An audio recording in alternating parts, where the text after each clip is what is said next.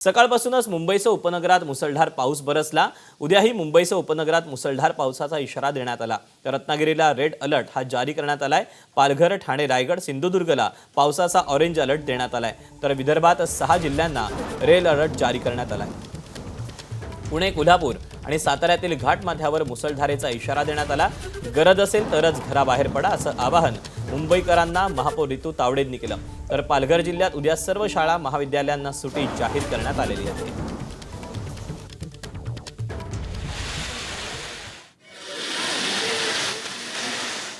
जून महिन्यात धोधो बरसणारा पाऊस यंदा मात्र महिनाभर उशिराने पोहोचला, पण आला तो थेट धुमाकूळ घालण्यासाठी। राज्यभरात मुसळधार पाऊस कोसळला, पण त्यामुळे मुंबई, पुण्यासारख्या शहरात पहिल्याच पावसात मोठा फटका बसला। कुठे वाहतूक कोंडी झाली तर कुठे झाड पडून नुकसान। पुढच्या 24 तासात अनेक भागात रेड अलर्ट देण्यात आलाय। याचा आढावा घेणारा हा आपण रिपोर्ट पाहूया।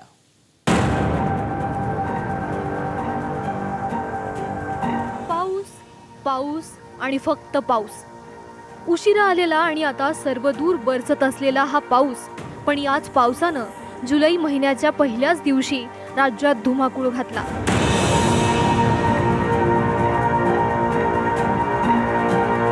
आज सकाळपासून बरसत असलेल्या पावसानं दररोज धावणाऱ्या मुंबईला थांबवलं। अनेक ठिकाणी पाणी साचलं, कुठे झाडं पडली तर कुठे वाहतूक कोंडी झाली। पण आजच नाही तर उद्याही मुंबईत मुसळधार पाऊस कोसळणार आहे। त्यामुळे महापौरांनी मुंबईकरांना आवाहन केलंय। रेड अलर्ट जारी केलाय। मुंबईकरांना मी नम्र आवाहन करेल की 1916 आपण ह्याच्यामध्ये जो डिझास्टरकडून नंबर संपूर्ण त्याचा प्रचार आणि प्रसार मुंबईकरांच्या प्रत्येकाच्या मेसेजवरती किंवा मुंबईकरांना वारंवार सांगितलं जातोय। हेवी रेन आहे, काम असेल तर बाहेर या, त्या काम नसेल तर एवढ्या मोठ्या पावसामध्ये आनंद घ्या, आपण जपून घ्या। त्यामुळे अशा पद्धतीचं मी नम्र आवाहन माझ्या मुंबईकरांना करेल की बी सेफ, बी केअरफुल।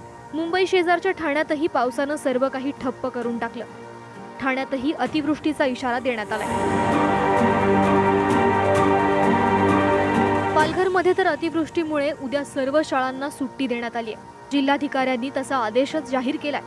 मात्र या पावसामुळे शेतकऱ्यांमध्ये मात्र समाधानाचं वातावरण आहे। कोकणातल्या रायगड, रत्नागिरी आणि सिंधुदुर्ग जिल्ह्यांमध्ये पावसानं चांगलाच जोर धरलाय। या तिन्ही जिल्ह्यांसाठी पावसाचा रेड अलर्ट कायम आहे। तिकडे नागपूर वेधशाळेनंही विदर्भातल्या 5 जिल्ह्यांमध्ये पावसाचा ऑरेंज अलर्ट दिलाय। गोंदियामध्ये समाधानकारक पावसामुळे शेतकऱ्यांमध्ये आनंदाचं वातावरण आहे। परमेश्वराला आमची विनंती आहे की आमची शेती जगो, अजून जोरदार पावसाची प्रतीक्षा आहे आम्हाला। हीच विनंती आहे परमेश्वराकडे।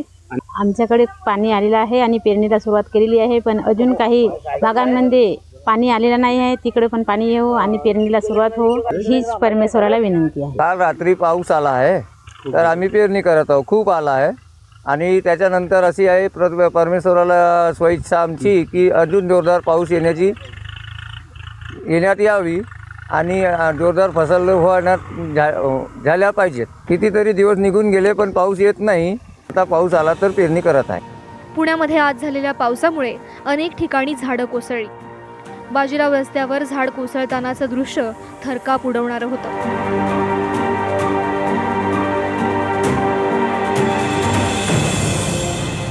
उशिरानं आलेला पाऊस सर्वदूर बरसतोय।